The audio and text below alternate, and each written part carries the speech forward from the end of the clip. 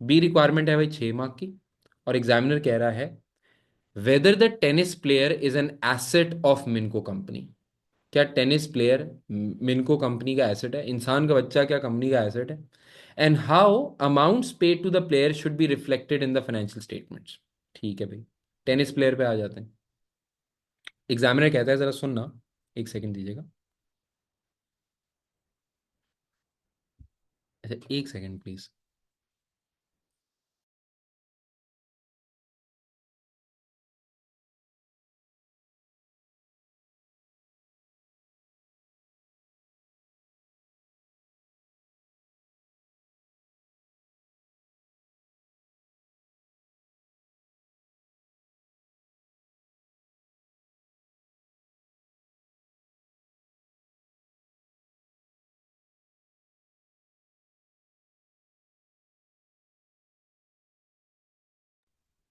अच्छा जी, sorry, continue करते हैं जी हम। बात जो हम कर रहे हैं वो हम बात कर रहे हैं टेनिस प्लेयर्स की। एग्जामिनर कहता है जी, Minco company often sponsors professional tennis players in an attempt to improve its brand image. Minco company बहुत बार टेनिस प्लेयर्स को स्पॉन्सर करती है ताकि अपनी ब्रांडिंग करे, अपनी ब्रांड इमेज बेहतर करे। How many of you watch cricket? Cricket का किसको किसको मतलब थोड़ा बहुत नो हाउ है? किसी को भी नहीं?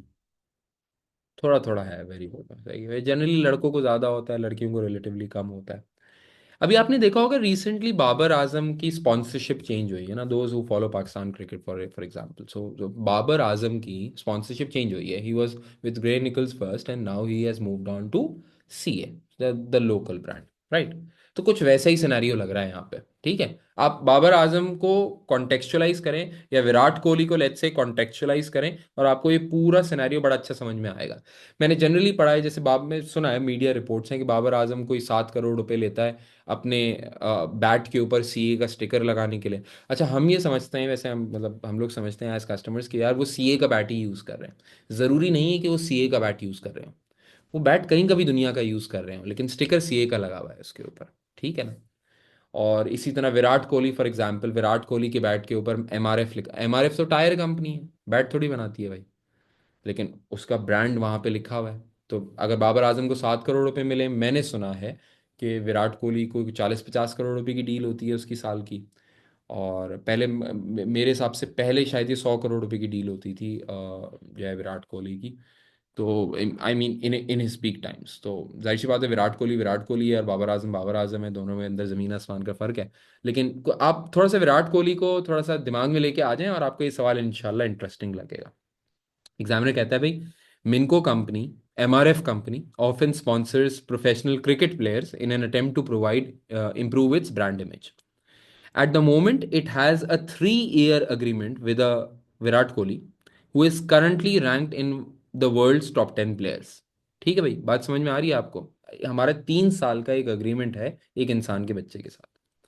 The agreement is that the player receives a signing bonus of $20,000 and earns an annual amount of $50,000 paid at the end of each year for 3 years, provided that the player has competed in all the specified tournaments of the year.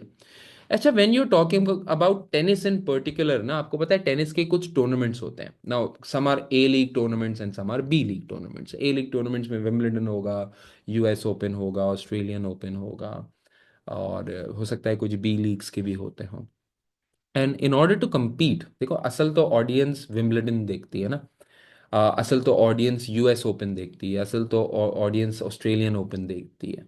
तो अगर आप B league के अंदर खेल रहे हैं तो उसकी इतनी रीच नहीं है, उतनी उसकी उतनी उतनी उतने एडवर्टाइज नहीं होता, उतना टीवी पे नहीं आता। तो इसीलिए ब्रांड से कहते हैं कि okay, we are going to sponsor you, we are going to pay you some money, but you have to make sure that you are in these leagues, because at the end of the day we are not supporting you entirely, we are supporting our brand. It's for them, it's a branding cost, right?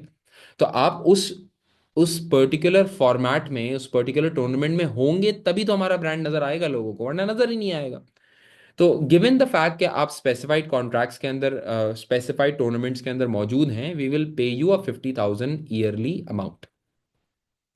कहते हैं if the player wins a major tournament she receives a bonus of 20। अच्छा, विराट कोहली नहीं है, she है। तो if the player wins a major tournament she receives a bonus of 20% of the prize money won at the tournament. In return, player is required to wear advertising logos on tennis apparel, play a specified number of tournaments, and attend photo film sessions for advertising purposes. The different payments are not interrelated. सौंफ खुशबू बात है, सवाल का जवाब देना है आपने। एक टेनिस प्लेयर को हायर किया, टेनिस प्लेयर को हमने 20,000 का साइनिंग बोनस दिया है, 50,000 एनुअल रिटेनर पे करेंगे, और जितने टॉप टियर कॉम्पिटिशन्स वो जीतेगी उस प्राइज मनी का 20% हम भी दिया करेंगे। ये तीन पेमेंट्स करनी है। एग्जामिनर की रिक्वायरमेंट पे अगर आप गौर करें ना, तो एग्जामिनर की रिक्वायरमेंट ये थी, whether the tennis player is an asset of Minco company and how these amount should be accounted for. तो भाई सवाल आपके सामने क्लियर है। पहला सवाल, ये जो $20,000 हम साइनिंग बोनस देते हैं किसी भी टेनिस प्लेयर को, is this an asset? Is this an asset? अच्छा, can this be a physical asset? पहले तो ये बताएं।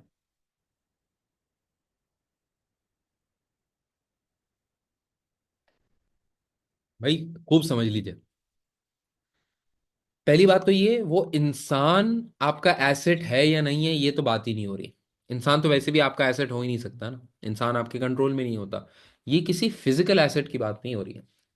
ये बात ये हो रही है कि अगर आपने $20,000 किसी को पे किए और वो प्लेयर की यूजेज के या ब्रांडिंग के राइट्स आपको मिल गए, जैसे फुटबॉल क्लब्स को मिलते हैं, जैसे टेनिस को मिलते हैं, टेनिस प्लेयर्स को मिलते हैं, क्रिकेट प्लेयर्स को मिलते हैं।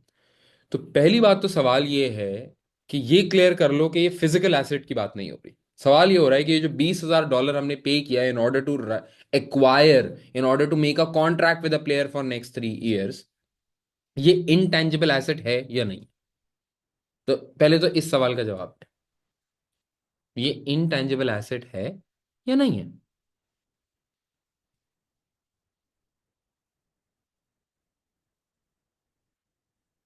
अच्छा, आप कह रहे हैं नहीं है। इंटेंजिबल एसेट की डेफिनेशन क्या है? Identifiable non monetary asset without any physical substance, right? So without any physical substance it is clear, non monetary it is clear. असल चीज है आइडेंटिफाइबिलिटी। नाउ आइडेंटिफाइबिलिटी का क्राइटेरियन ये होता है कि anything which can be bought, sold और इंडिपेंडेंटली सोल्ड और वैल्यूड, या it arises as a result of contractual relationship. Any intangible non-monetary asset which arises as a result of contractual relationship, it is always classified as an intangible asset. Now, here you are paying $20,000 to the other party, $20,000 to the other party, and you're making a contract with the other party that you are going to have Nike logo or Adidas logo or any particular logo on your sportswear. You'll have to make sure कि आप advertising events के अंदर आए, photo session या film sessions के लिए आए, आपको जो है हमारी हमारी हमारी ब्रांडिंग करनी पड़ेगी। So don't you think I have done a contractual relationship with, to acquire brand image of Babar Azam, Virat Kohli, or maybe, any tennis player. And as a result of this contract, I am going to earn future economic benefits. Don't you think it should be classified as an intangible asset? I mean, और क्या होता है intangible asset? यही तो होता है। अब आपका सवाल, अब्दुल्ला ने बोला सर आपका एक सवाल है सर, ये मार्केटिंग नहीं है। देखो, जो मार्केटिंग तो एक एक्सपेंस है ना। एक्सपेंस तो तब होता है when it is, expense is recognize when it is incurred, right? आपने एक प्लेयर से कॉन्ट्रैक्ट किया, अगले 3 साल की ब्रांडिंग साइन अप किया है आपने, अगले 3 साल की ब्रांडिंग साइन अप की है। तो ये जो ब्रांडिंग साइन अप आपने अगले 3 साल की है, बेशक ये ब्रांडिंग कॉस्ट का ही पार्ट है, बेशक इसकी नेचर मार्केटिंग की ही है, बेशक इसकी नेचर एडवर्टाइजिंग की है, लेकिन यार ये रिकग्नाइज तो अगले 3 साल के ऊपर होना चाहिए ना। तो it is an intangible asset in its nature. It is an asset. देखो, एग्जामिनर ने सवाल तुमसे ये किया, should this be recognised as an asset? Yes, this should be recognised as an asset and then amortised over 3 year period. अगर आप पहले $20,000 को, जो साइनिंग बोनस है which arises as a result of contractual relationship, आप आज ही marketing expense book कर देंगे, फिर तो ये मैचिंग ही नहीं है। मुझे बताएं, बात समझ में आती है आपको या नहीं आती? बात समझ में आती है या नहीं आती आपको? तो पहला $20,000 तो एसेट बनेगा और 3 साल के ऊपर अमोर्टाइज होगा। रही बात $50,000 की एनुअल रिटेनरशिप की। देखिए, एनुअल रिटेनरशिप पे करना ना आपकी एक कॉन्ट्रैक्चुअल ऑब्लिगेशन है। सवाल ये नहीं है कि $50,000 एक्सपेंस आउट होगा या नहीं होगा, बिल्कुल एक्सपेंस आउट होगा। लेकिन ये खूब समझ लीजिए कि ये एक्सपेंस आउट तभी होगा when you are liable to pay that. देखो, लिखा हुआ ये है, earns an annual amount of $50,000 paid at the end of each year for 3 years, provided का मतलब contingent है, that the player has competed in all specified tournaments of the year, all specified tournaments। $50,000 पे करना मेरी जिम्मेदारी है, लेकिन जिम्मेदारी तब है जब सारे स्पेसिफाइड टूर्नामेंट्स के अंदर compete किया हो। बात समझ में आती है? तो इसका मतलब मिसाल के तौर पे, अगर पूरे साल के जो स्पेसिफाइड टूर्नामेंट्स थे, वो पूरे साल के अंदर अगर अक्टूबर के महीने के अंदर कंप्लीट हो गए, तो मुझे अक्टूबर के महीने में एक लाइबिलिटी रिकग्नाइज करनी पड़ेगी, ताकि एंड ऑफ द ईयर के ऊपर मैं $50,000 पे कर सकूं। बात समझ में आ रही है नहीं आ रही?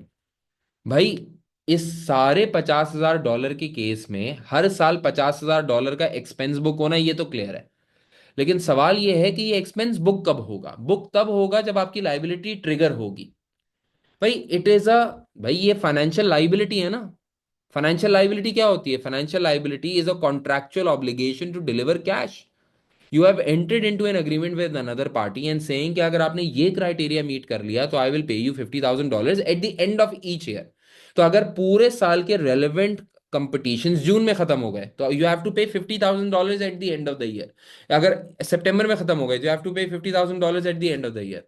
कॉन्ट्रैक्चुअल लाइबिलिटी अराइज हो जाएगी आपके पास जब वो क्राइटेरिया, स्पेसिफाइड टूर्नामेंट्स के अंदर कंपीट करने का क्राइटेरिया मीट हो गया। अगर हो गया तो आपको $50,000 का लाइबिलिटी अपनी बुक्स में बुक करनी पड़ेगी। आप एंट्री बनाएंगे, expense debit, financial liability credit. Year and के ऊपर जब पे कर देंगे तो फाइनेंशियल लाइबिलिटी डेबिट और कैश क्रेडिट। बताएं, बात समझ में आती है? पूरा बाबर आजम चल रहा है भाई। जो साइनिंग बोनस पे होगा, वो कंपनी इनिशियली कैपिटलाइज करेगी, 3 महीने के ऊपर स्प्रेड करेगी। जो एनुअल रिटेनर है, वो एनुअल रिटेनर कंपनी अपनी बुक्स में तब रिकग्नाइज कर लेगी जब उसकी कॉन्ट्रैक्चुअल ऑब्लिगेशन बन जाती है। और वो बनेगी प्रोवाइडेड कि स्पेसिफाइड टूर्नामेंट्स के अंदर कंपीट किया हुआ हो। ठीक। सर, हम ईयर स्टार्ट में कोई प्रोविजन नहीं करेंगे। तला का बड़ा वैलिड सवाल है। तला बोला है, सर हमने आज एक बंदे से कॉन्ट्रैक्ट कर लिया कि हम तुम्हें साल के आखिर में $50,000 देंगे, तो हम आज प्रोविजन क्यों नहीं बना रहे? भाई इसलिए नहीं बना रहे क्योंकि रिक्वायरमेंट क्या है? Provided that the player competes in all specified tournaments. अगर नहीं किया तो नहीं देने, अगर नहीं किया तो नहीं देने। जैसे क्रिकेट में सेलेक्ट नहीं हुआ, बाहर। बाहर। आप बाहर। आपको क्या लग रहा है, मिसाल के तौर पे आज विराट कोहली टीम के अंदर है, तो एमआरएफ ने उससे ब्रांडिंग डील साइन की हुई है, कल बाहर हो जाता है, तो क्या ब्रांडिंग डील फिर भी बाकी रहेगी? नो, खत्म हो जाएगी ना भाई। ब्रांड की आपने जो कमिटमेंट थी वो तोड़ दी ना। अच्छा, उनको क्या फायदा? आप सोचा आपको क्या फायदा? अगर प्लेयर खेल ही नहीं रहा टेनिस का टूर्नामेंट, तो आप $50,000 एनुअल रिटेनर क्यों दोगे उसको? नहीं दोगे ना भाई। तो आपकी liability, contractual obligation to deliver cash तब बन रही है जब when he competes in the tournament. When he competes in the tournament, although you have to make the payment at the end of each year. साल के आखिर में payment होगी। हाँ, डिलेड पेमेंट हो सकती है। लेकिन लाइबिलिटी तब बन जाएगी आपकी जिस वक्त एक्सपेंस, और लाइबिलिटी तब बुक हो जाएगी जब आपकी कॉन्ट्रैक्चुअल ऑब्लिगेशन आ गई। मुझे बताओ, बात समझ में आती है? सब लोग बताइए, बात समझ में आती है? सब लोगों से फीडबैक चाहिए मुझे, बताएं। क्लियर है सब लोगों के लिए?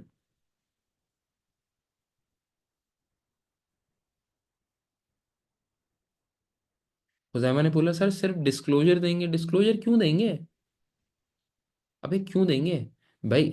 दिसंबर में मैंने बोला मैं आपको पेमेंट करूंगा $50,000, प्रोवाइडेड पूरे साल में कंप्लीट करो। जून में रेलेवेंट टूर्नामेंट्स कंप्लीट हो गए, आप जून में अकाउंटिंग एंट्री बनाएंगे, expense debit 50,000, financial liability credit 50,000, दिसंबर के ऊपर आके उसको पेमेंट कर देंगे, खत्म, सिंपल। डिस्क्लोजर क्यों देंगे? ठीक है। अच्छा मुझे बताओ, ये जो आखिरी 20% ऑफ द प्राइज मनी है, इसका, इसकी अकाउंटिंग कैसे होगी? बाबर आजम को हमने बोला, जब जब तुम 100 रन बनाओगे, जब जब तुम 100 रन बनाओगे और ऐसे सीए का बल्ला अपने हाथ में उठा के ग्राउंड में दिखाओगे, वो तुम साल में हो सकता है एक ही बार बना पाओ, लेकिन मतलब जब भी बनाओगे, तो हम तुमको 20% ऑफ द प्राइज मनी देंगे। तो मुझे बताओ, ये इसकी अकाउंटिंग क्या होगी? ये मिनको कंपनी के लिए 20% की लाइबिलिटी तब अराइज होगी अगेन, जब इवेंट अकर होगा। देखो, a liability is a present obligation arising as a result of past event. Past event क्या है? उसका प्राइज मनी मिलना। जैसी प्राइज मनी मिलेगी, 20% की लाइबिलिटी आप रिकॉर्ड कर लेंगे। बात समझ में आती है आपको? इसके में मैं नहीं समझता क्वेश्चन 3 क्वेश्चन 4 इतना बड़ा आ सकता है, लेकिन अच्छा सवाल है, मतलब